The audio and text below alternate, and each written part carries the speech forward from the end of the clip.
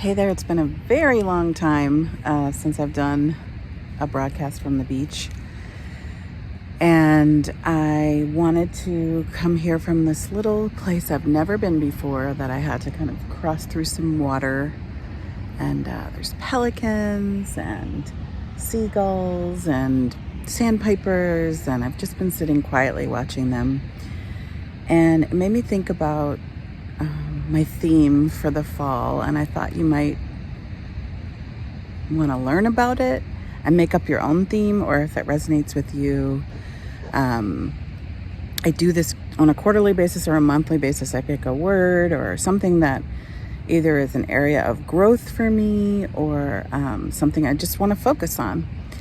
And my focus is discern, nourish, and build. So what do I mean by discern?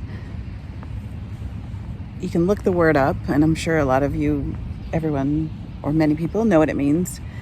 But the question is, what does it mean to you? So discernment can be a really powerful way to figure out how you spend your time, your energy, who do you allow into your life, into your heart, and what does that look like? I have one friend who lives in another country. I have many friends who live in other countries. And, we have a beautiful agreement that, we connect and we have these wonderful moments, but even when we don't connect, we're connected. And for me, that's one of the deepest and most freeing kinds of friendships. And kind of like figuring out who's in your inner circle. Is there flow? And how do you feel in your body? You hear a lot of people talking about somatic experiences. So like somatic, I'm not an expert on this, but I've been exploring a lot. Like, how do I feel in my body with certain decisions when I'm invited somewhere or when I just want to go somewhere? Getting some pelican action over here. I don't think they love that I'm here. And then, so that's the discernment part, sort of how am I spending my time? And then the nourish part is from that discernment, not just the food you're choosing. And I think listen to yourself with that. I learned from my intuitive eating counselor, who was fabulous, Kelly Tomita. She taught me about, there's a real certified process around intuitive eating. There's 4 kinds of hunger. There's physical, you're hungry, right? In your body, you can feel it. There's practical.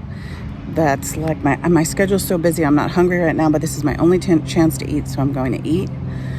And there's emotional, like I'm happy, I'm sad, I'm going to eat. And there's taste. Hey, I have a craving for a cinnamon roll. And all 4 of those kinds of eating habits, hunger approaches are all valid, and there's no moral judgment on them.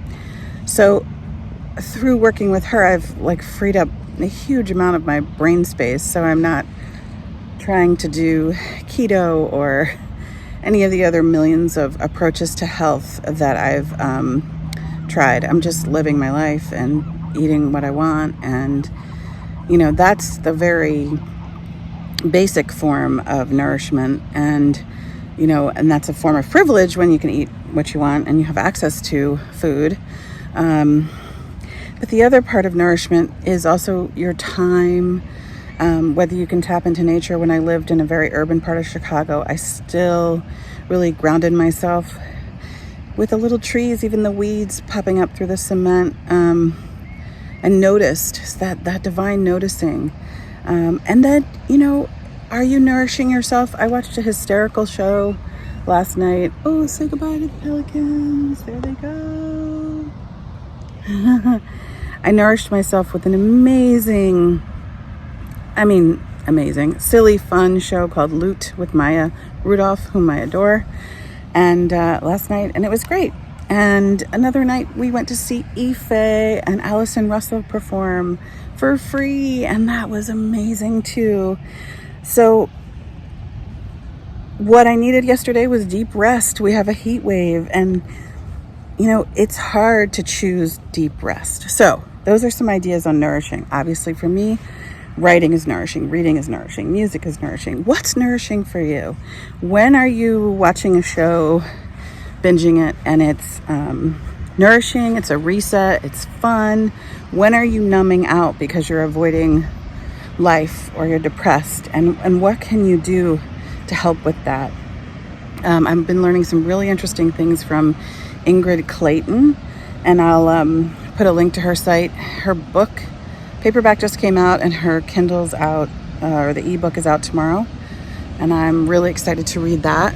A lot of people navigate complex trauma, and it can be more subtle than the super obvious stuff, and so I'm really interested in learning about that on a deeper level from her. So that's nourish. And I'll have to do that in small doses, because it sounds like it's going to be kind of an intense book. And then build. I am thinking a lot about, what am I doing to build my physical strength? Honestly, I've noticed that I have to be more intentional around stretching and honestly just weight bearing movement. And I love functional movement. I'm not going to make a ton of promises about all the resources I'll stick in this blog post, but I'll hope to remember some of them and keep this simple and light and easy for me too. So Petra Fisher and Katie Bowman, Katie with a Y, are two of my favorite functional movement people. Erwin LaCour, who also does it's the natural movement, MoveNat, MOVNAT is usually what the handle is on Instagram and things like that. I've learned a ton there. Just for example, being able to climb all over these rocks, right? That's something that humans are built to do. We're not really built to sit in chairs or sit on couches, frankly. It's not telling you to get rid of your couch, but sit on the floor sometimes, stretch out your hips, just move around. And then, so for building, think about how are you building the resources in your life, be it finances, be it time, be it health, be it relationships. So that's the focus. I'm not even going to go on anymore. I hope you have a really, really wonderful fall. I always think about this time, and wherever you live, whatever hemisphere you live in, going into that season. This is another great time to reset and renew.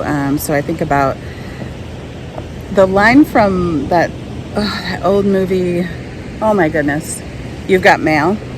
And there's the correspondence, and he says, I would love to give you a bouquet of pencils. And I always feel like I want to run out and make a bouquet of pencils at this time of year. So what are you going to write into your future? For me, it's going to be discern, nourish, and build. And for you, if you want, choose a theme and embrace it and observe it and explore it. And I just wish you so much abundance in whatever that means to you, healing for whatever you need to heal, and just joy, just the simple joys of everyday movement. Oh, and here's some ocean for you. I saw some dolphins earlier too. That was pretty cool. And a baby seal.